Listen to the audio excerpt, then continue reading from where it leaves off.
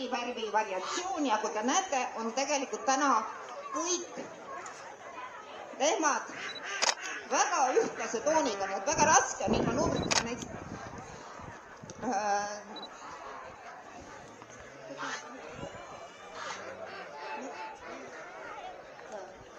ja ega suurt vahet ei tee, kas on 12-aastane lehma või on 2,5-aastane lehma. Nad näevad kõik ühtemoodi ilusad välja ja väga sarnased. Eesti maakarja veis kasvab aeglaselt.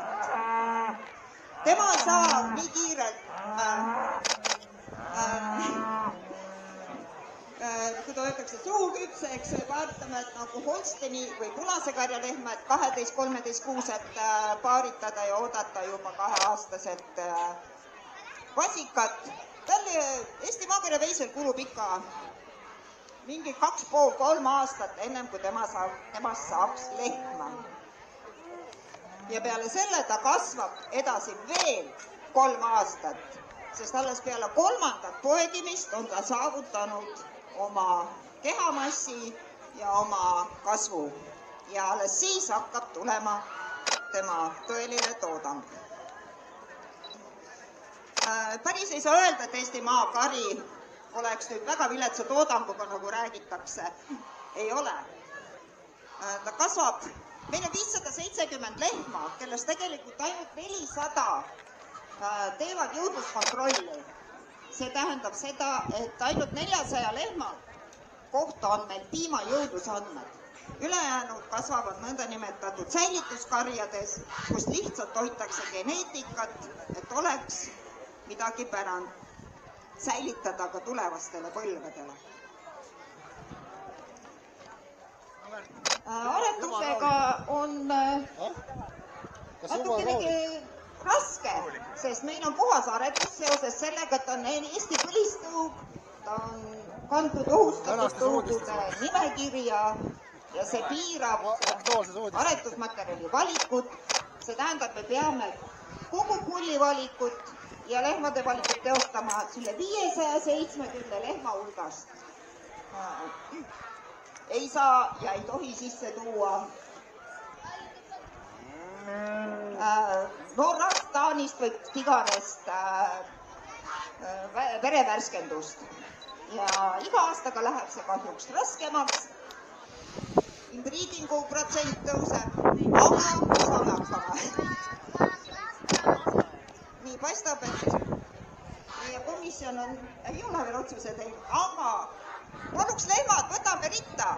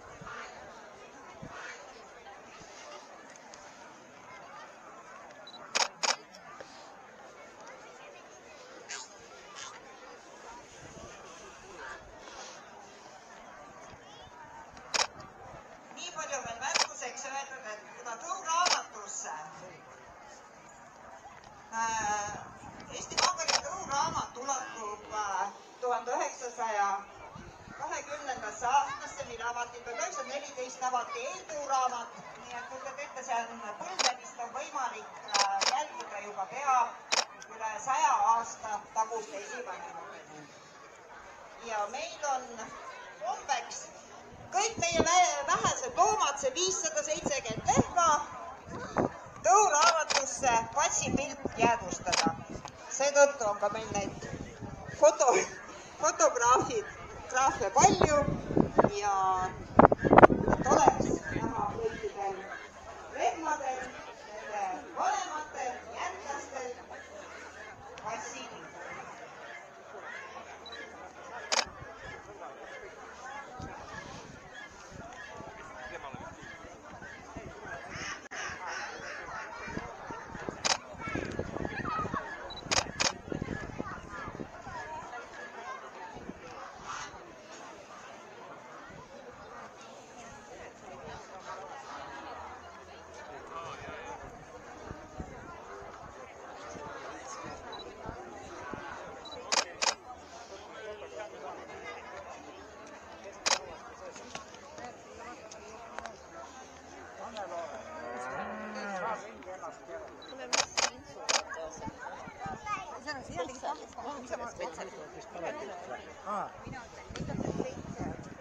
Keeva vinge ennast saab.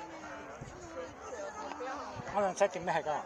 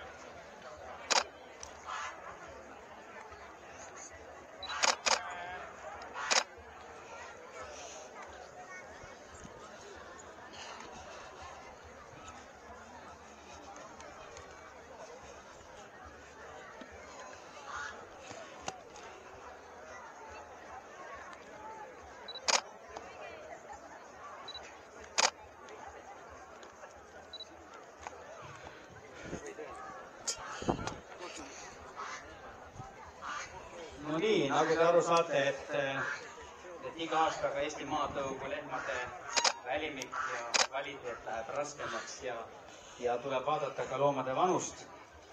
Ja võib-olla mõni asi, mis on mõne lehma puhul väga hea, jällegi teine punkt võtab natukene alla ja selles suhtes oleme olnud siin Antjaga üsna raskes olukorras. Kindlasti me tunnustame seda lehma siin, kes on 12 aastat vana, jah?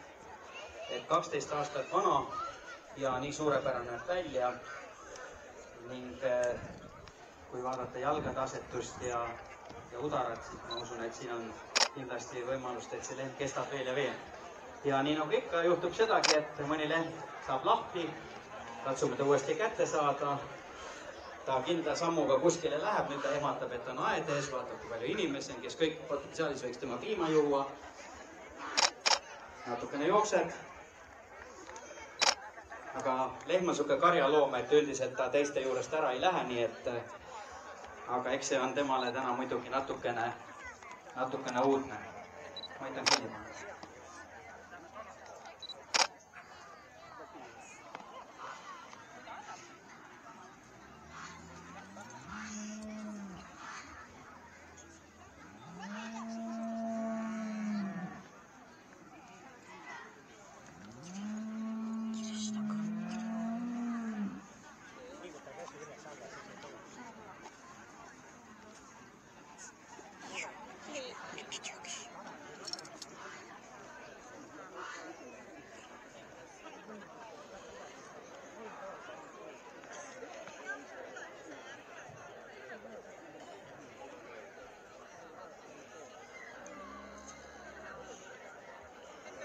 vist on otsus niimoodi, et las ta rahulikult olla, et ega ta kuskile ära ei lähe.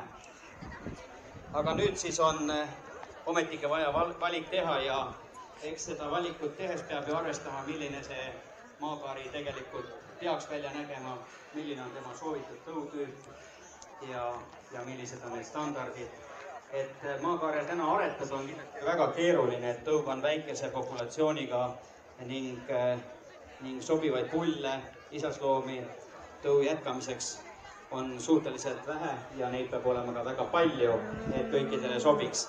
Aga otsus on otsus ja otsus tuleb teha ja tänavuse aasta maakarja, ma arvan, et teeme ennem reservissi.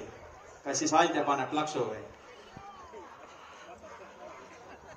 Et meil oli siin tõsiselt kaalumine 2 lehma vahel, aga lõpuks on siis niimoodi, et tänavuse aasta reservissi tiitli vääriliseks maakarjatõu osas vastutusleht number, nüüd on fanfaarid ja trumm peab olema kuskil. Et number 4. Palju õnne. Et olid täiesti lähedal ka tiitlivõidule, aga siin on mõni ekspert, kes ka pärast saab kommentaari anda, aga natukene, mis jätab soovid, on praegu see seljajoon ja tõusev laudjas. Aga suurepärane leht, noor leht ja kindlasti on selles lehmas palju potentsiaali. Nüüd otsime seda maakarja vist. Kohtunikku me peame käsi käes tegema seda tööd. Lähme koos, vaatame, kus see lehm on. Kas hakkame seda taga ajama? Aga siis me leiame selle lehma ja see lehm on number 8.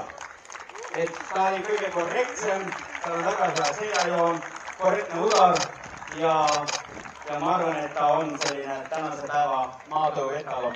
Aga nii nagu me ütlesime, maatõugu lehmade kvaliteet on läinud järjest raskemaks hindamise mõttes, lehmad on läinud paremaks, toitumine on paremaks läinud, piimatoodang on tõusnud ja kindlasti olete teinud suurepärast tööd.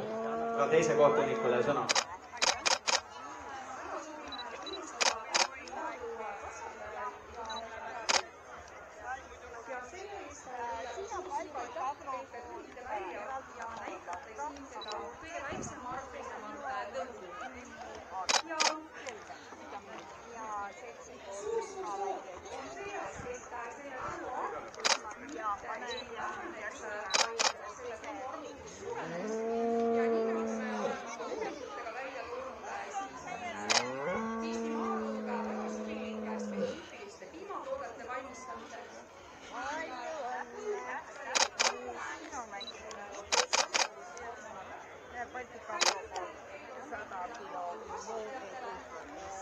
Nad toovad ise kohale selle ja seltsi poolt Saare maakarja poolt juustu ja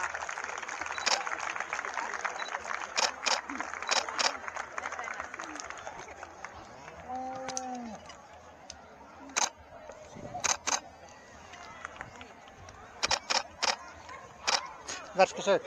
Ma ütlen ka mõne sõna maakarja lehtede välimiku kohta.